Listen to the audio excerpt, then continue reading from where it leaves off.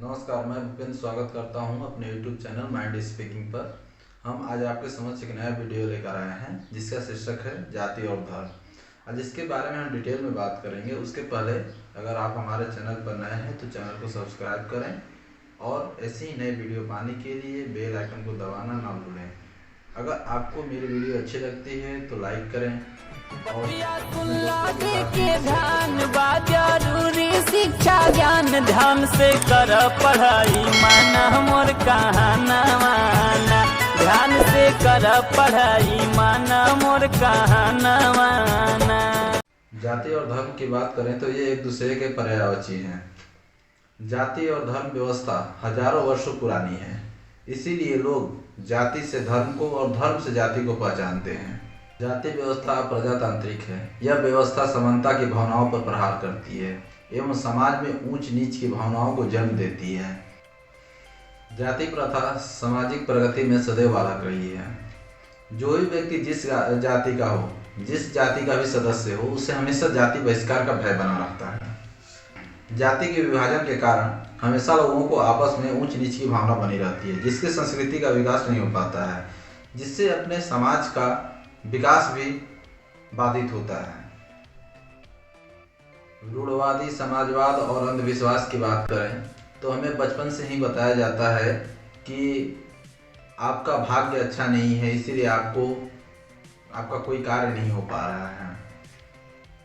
ये अंधविश्वास लोगों के मन में बचपन से ही डाल दिया जाता है, जिसके कारण एक महत्वपूर्ण समाज, एक विशेष जाति धर्म के लोग कर्म फल के आधार पर निठल्ला हो गए हैं। हमें ये समझ नहीं आता लोगों को सच्चाई क्यों नहीं बताई जाती है, जब हमें पता है कि ये सब अंधविश्वास है। नसीब भाग्य कुछ नहीं होता है। अगर आप कर्म नहीं करेंगे तो न कोई जाति या कोई धर्म आपको पैसे खाने को नहीं देता है।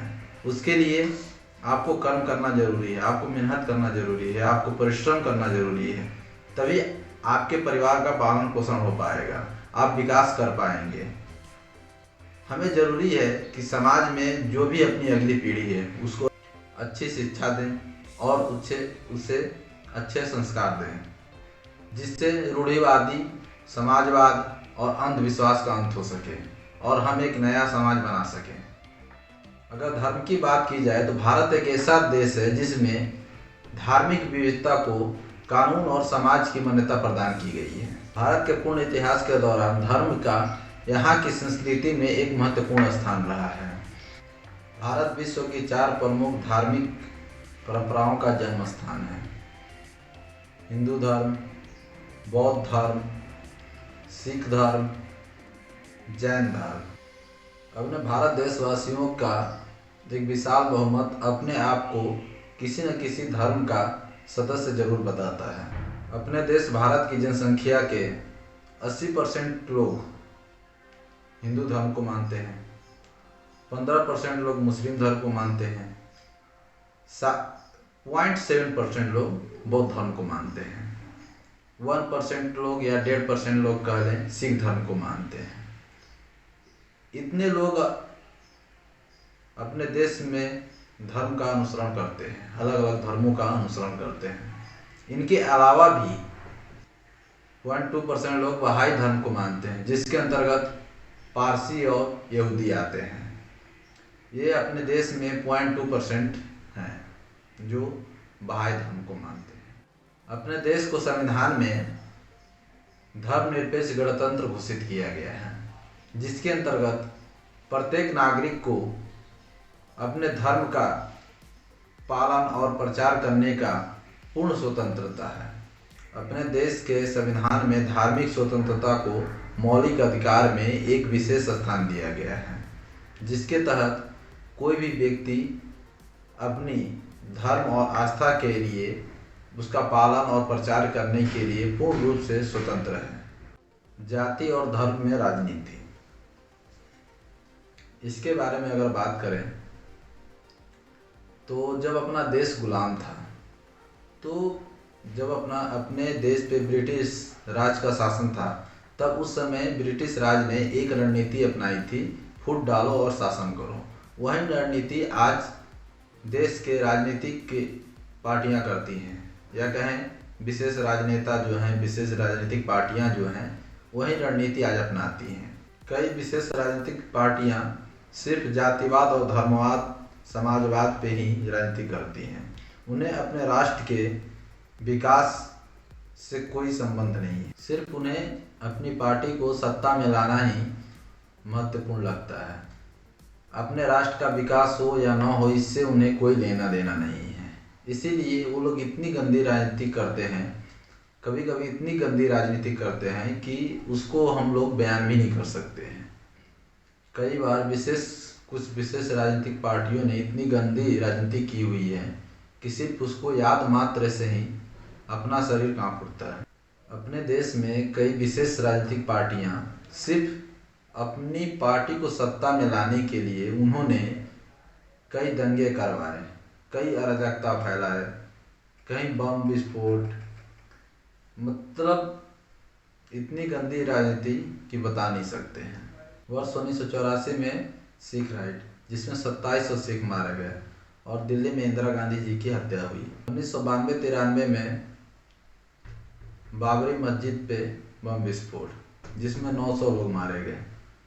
वर्ष 2002 में गुजरात राइट, जो गोधरा कांड के नाम से जाना जाता है, जिसमें 1044 लोग मारे गए, जिसमें 790 मुसलमान और 254 हिंदू थे। इससे और भी कई दंगे हुए और सभी दंगों के बारे में बताने बैठे तो पता नहीं कितना समय लगेगा, इसका कोई अंदाजा नहीं लगा सकते।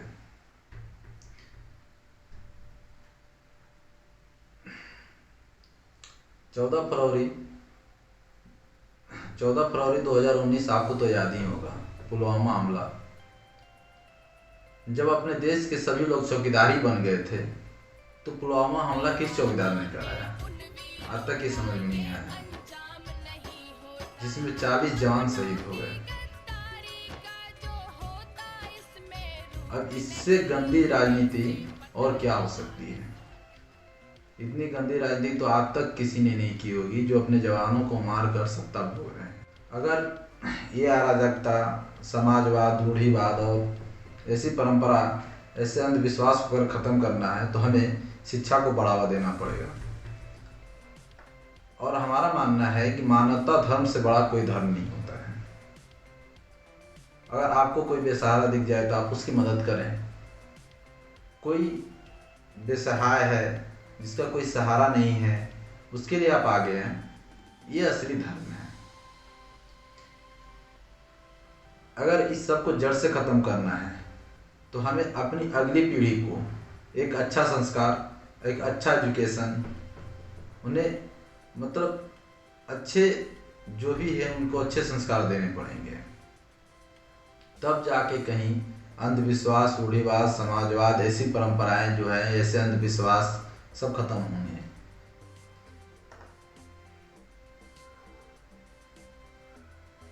तब जाके एक नए समाज का विकास हो पाएगा, हम एक नया समाज बना पाएंगे। अंत में यही कहेंगे कि एजुकेशन से बड़ा कोई धन नहीं है। अगर आपकी अगली पीढ़ी को या अपने आसपास एक अच्छा समाज देखना है, अच्छा समाज का विकास करना है, तो एजुकेशन को आगे बढ़ाइए। नई पीढ़ी को एक अच्छा एजुकेशन दीजिए, उनको अच्छे संस्कार दीजिए, उनको मोरल कहानियाँ सुनाइए, नैतिक शिक्षा का ज्ञान दीजिए, जिससे रूढ़िवादी, समाजवाद और अंधविश्वास का अंत हो सके और हम एक नया समाज बना सकें। अगर आप हमारे चैनल पर नए हैं तो चैनल को सब्सक्राइब करें। अगर आपको वीडियो अच्छा लगता है तो लाइक करें या अपने दोस्तों के साथ शेयर करें, कमेंट भी कर सकते हैं। और ऐसे ही नए वीडियो पाने के लिए बेल आइकन को दबाना ना भूलें। आप अपना ख्याल रखें और आसपास सफाई रखें और शिक्षा पे ध्यान दें, क्योंकि शिक्षा से बड़ा कोई